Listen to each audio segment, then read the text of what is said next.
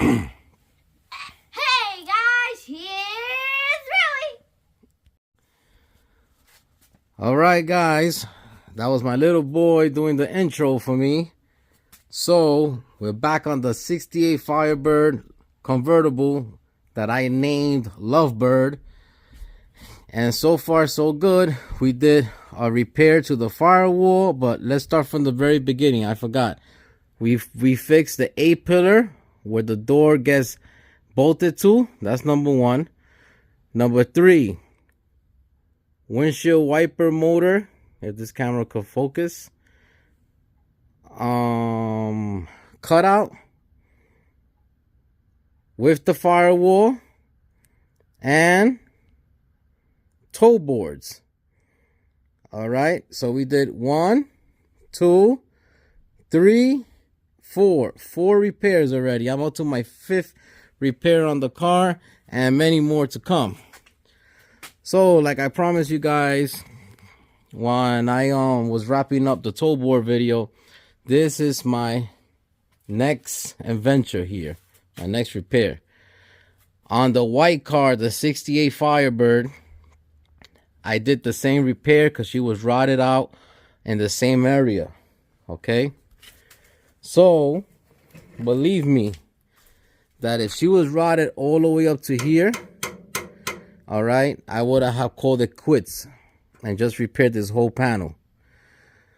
But remember, like I said, you could take this how you want to take it. A lot of different states have different laws. I do not know. I'm not sure about Pennsylvania.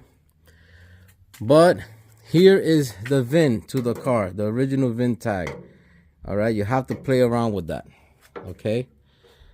A lot of things in here. There are brackets. There are different little things in here that the new panel does not bring, that you will either have to do transfer it over, okay, or come up with your own different ideas. My buddy Jim at JK Next Garage, he did an excellent video on his 67 installing that upper dash panel, and believe me, he explained everything he had to go through, the positives and the negatives about changing that panel. All right, Jonathan also in his channel at Vinyl Village Garage changed it out on the 69 convertible, the Mockingbird that he's building now. All right, so is it possible? 100%. There are guys that did the whole thing. All right, I'm not afraid to do the whole thing. I'm just about how much sheet metal can I save that is the original sheet metal, or how less of a headache is it for me and time consuming. Me per se, I don't have time to come to the garage every single day. I wish, but I really don't. That's why I try to do a little bit if I can every day that I do have the chance. Is better than nothing, and I always have said that. So coming back to this topic, there are channels that if you guys want to replace this whole top panel here, go right ahead. I just named 2, JK Next Garage and Vinyl Village Garage. All right, also with that being said, Jonathan at Vinyl Village Garage, he already have the video out there of how to replace the whole quarter panel, the complete quarter panel on a convertible first gen Firebird. All right, and on my channel I'm going to show you how to replace skins, how to put skins on the quarter panel to make it look good. So you guys out there that are building cars for the very first time, or just want to get started into the hobby, or have done the hobby, but every time you get into a different hobby, you get into more and more difficult situations or new situations of repairing a certain panel on a car. Well, thanks God for guys like myself and those guys out there on YouTube that take their time and make these videos, because you guys are gonna have the best of both worlds. Replacing the whole panel or parts panel or patches, whatever. But at the end, gets the job done and makes the car nice and solid again. So the first thing I'm going to do is use my drill with a wire brush wheel and clean all this metal, the loose rusty metal out. I know here's already rotted. Here is not, okay? I always hit it hard. And if it could pass the screwdriver test, it's hard. It does not need to be changed, okay? I know over there is pretty bad also. Then I will start marking where I need to be cutting and replace. So guys, when you are going to be attacking this doesn't matter if it's a patch you're going to put on this panel right here, the upper dashboard, or you're going to complete the whole thing. If you could see this hole right here, I hope you guys could see it. Well, there's a hole here, there's one here, all right, and it follows across. This is for your stainless glass molding, your windshield molding, all right? And I mean, to me, it's pretty important to know exactly where they at, for you don't have no problems installing those stainless moldings when it comes to time. So please, I see a lot of guys sometimes on Facebook that just have cut everything off and they finish installing this panel and now they are lost because they never marked it. All right, so please do yourself a favor. I'm going to use a silver marker or a black marker, and I'm gonna mark where the holes for those screws are at for the windshield molding, stainless molding trim. Okay, now here you guys can see this is your glass adjustment, your up and down. Okay, you have one here and one over there on these cars. All right, one more thing, there's another clip that is notorious and you need it for the stainless for the chrome molding. I keep saying stainless, sorry, for the chrome molding, which goes right here. It has one hole and it's right here. All of them have it so far. My experience from 67 to 69 Firebird, they have it, and it's gonna be a hole here and a hole over there. I'll show you a little later on. But if your car doesn't have it or it's pretty jacked up, see if you could get it done before you end up finishing your project. All right, you don't have to do it right now this minute, but before you're finished with your project, do it, because you don't want to be drilling on a car or especially welding on a car when it's already painted. So my first attack with my tool right here, an impact screwdriver, is what I like to use, because you guys could see this is pretty rusty right here. This screw right here, and I'm going to try to back it out so I could take this off.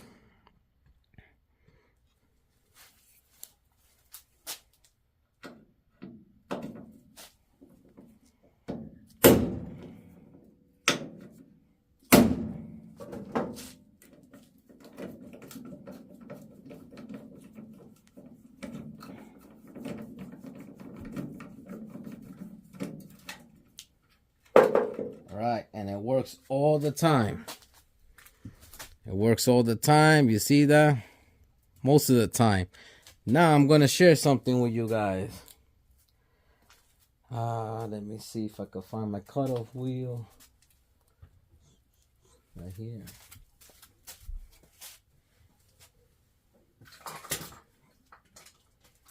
Let's say this did not want to back out for me. Okay, this screw. Maybe she was all jacked up where the screwdriver goes into. All right. I use a cutoff wheel like this, and I go back and forth to the screw head until she's shaved down. Then I get either a flat screwdriver or a putty knife that is strong enough, sneak underneath, and hit her right out. All right, but in my case, she came out with the impact screwdriver. Very important tool to have when you plan to restore old cars. So I already did the wiring brush. I cleaned the rust that was on this panel. All right, me knowing that, of course, anybody that could see that that's rotted out. The rest is not. The rest is actually clean. All right, it's just surface rust, and I will get to that. All right, now, so I marked my lines, my holes with lines using a marker for the little bracket that will put your chrome trim for the window. Okay, and I counted 10 of them, so there are 10 going straight down across. All right, and if you get a 5/16 box wrench, all right, one end open, the other end is box, and you go to put it on the hole that your bracket will go to mount it, and you put the very edge, this very edge, at the end of the panel. And if you see that,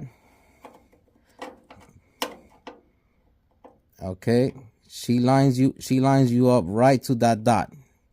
This corner will 5/16. I also did it with my metal gauge measuring here, ruler, measuring tool. So 5/16. If you could measure 5/16, I like to do it with the box wrench because I know that next edge right there is where I'll be drilling my holes. All right, and like I said, there is 10. These spaces in between, they all are different. All right, they all are different. All right, guys, so here I measured it for you guys. So from the first hole to the second hole here, I had 1 inch and 5/8. From here to the next hole, 5 and 1/8. From this hole to the next hole, 7.5. From this one to this one, it was 7 and 7/8.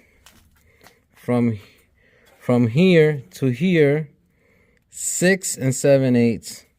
From here to here, 7.5.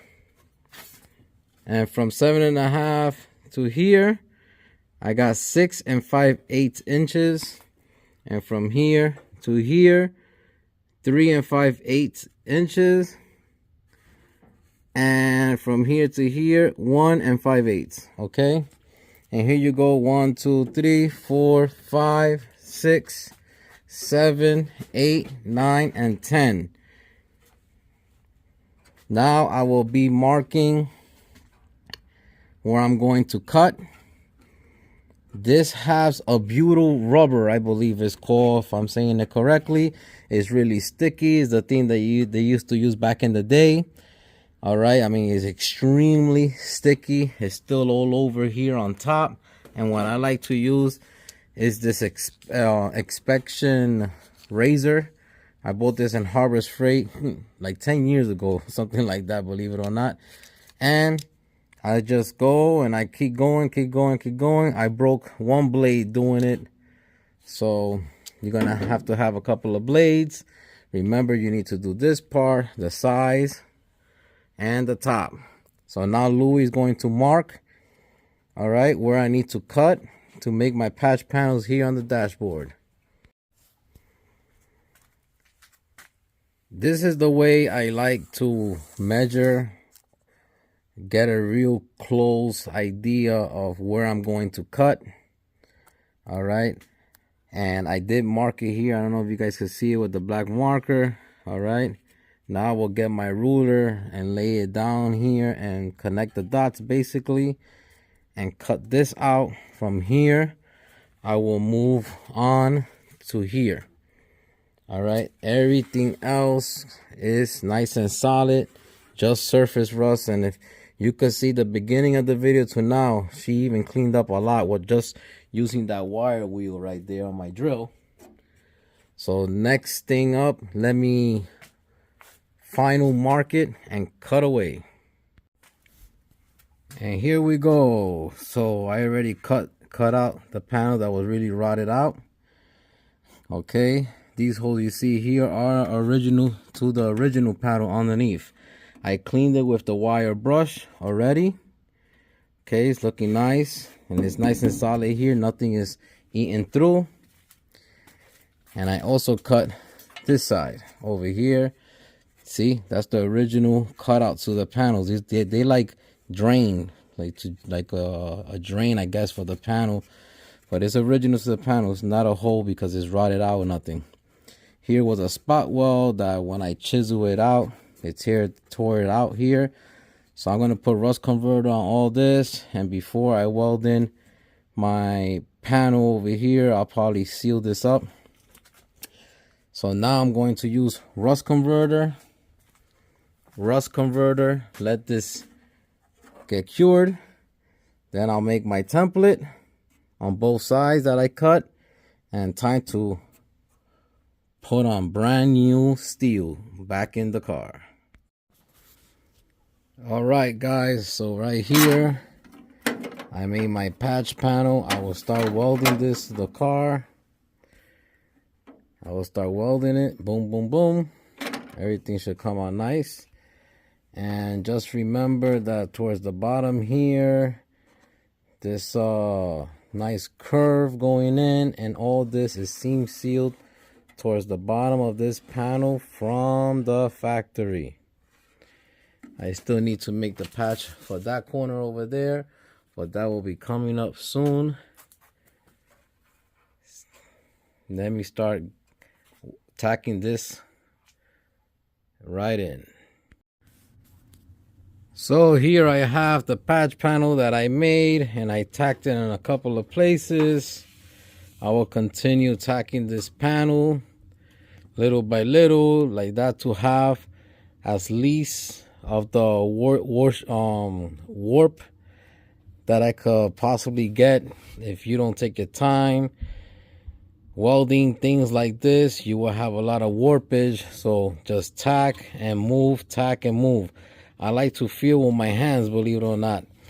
I will tack it, feel, and as it gets cold in metal, I'll tack it again, feel where it's cold, tack it again, and I'll keep moving on. I also cut out, I measure with a piece of cardboard, and I also already made my patch panel here. So that one's gonna go right there. I will weld everything in. All right, and as I work it in with the welder, I also will be tapping it down with a hammer little by little. I'll bring you guys back when everything is pretty much welded together. All right, guys, so right here I have my patch panel. I'm working on grinding down my welds. Okay, and here I already grind down some welds, but I'll use the belt sander over here for it could make it nice and smooth. But so far so good. Even in this stage, the top of the head dashboard on top of it looks way more solid already. I'll bring you guys back. I still need to grind these welds down and smooth again. So I'm using the cutoff wheel with a grinding disc. This is not a cutoff wheel, it's a grinding disc, okay, a grinding wheel. And after that, I'm gonna go with the belt sander and start sanding that down, grinding that down with it nice and smooth. And after that, I'm gonna treat the pitted rust here. All right, the metal that's pitted with some rust still with rust converter. And once that dries, I'll sand the whole thing nice and smooth. start putting my fiberglass filler that is waterproof. So this is a good opportunity to use that kind of filler when you finish welding, in case there's any little pinholes, which I do see some. So it's just, you know, more double insurance, you could say. And once I finish moving that out and sanding everything down, I'll bring you guys back. All right, guys, so here you have it, the 5th repair on the 68 Lovebird. Like I said, it was the door post, the A pillar going down, the windshield wiper, all right, windshield wiper motor, the metal towards the bottom was all rotted out. And actually it's number 6 because I forgot I did the inner cowl. All that is done. All the wrong holes and butcher that they did to this firewall is done. My next move is to sand everything down. Use different type of tools to get this as close to bare metal that I possibly can, to treat it and shoot some epoxy primer on it. I still don't know if I'm going to use a flat black or I'm going to use a gray. I don't know. But I can't wait to see it in epoxy because the car is just going to look totally different. I'm happy how my patches came out. All right, for the upper dash, this panel right here, I'm really excited. And look, this hole I had to make, and it came out perfect with the measurements that I did with that box wrench. All right, I have some pitting over here. I have some pitting. All right, that is original. All these cars come with these pittings that I have, but it's not no rot through. It's just pitting. So I'm going to use the strong fiberglass reinforcement filler. All right, I showed it before. The one I like to use, the Fiberlight one. Okay, it's pretty strong and nice to sand. And I just love the way the panel came out. All right. This patch replacement panel I did. But I mean, when you take a look from the beginning of this video to now, what a difference. I can't wait to sand the old stuff out and have it a nice epoxy primer. Is going to look like a new car. So towards the front, basically she's done now. All right, I still need to do these cowl shoulders, but I could do that much later. The next repair on the Lovebird will be over here. Let me see if I can find the patch. Yes, right here. It will be these lower door jamb sections, which is really notorious for this bolt here that holds the bottom of the fender to give out. The nut either breaks or it keeps spinning, or sometimes the bolt even rusts and welds itself here. So this is going to be my next metal repair on the 1968 convertible, like I said before, that I named Lovebird. And after that, I'm going to be installing a whole new floor to this car. I mean, from all the way from the toe boards straight out to the trunk to the rear tail panel. But little by little, she's coming along. I love it. I have this small little bent that they did to this metal here. Like I said, this poor car been through hell and back. But Louis is here to rescue the car. I hope you guys learned something with this video. And yes, you can save a rusted or a rot out panel. You just have to be a little creative and use the skills that you have and learn skills from watching certain amount of people, and then add your twist to it too. Take care, guys. Thank you for the support. Thank you for watching, and can't wait to get this car done. Bye bye now.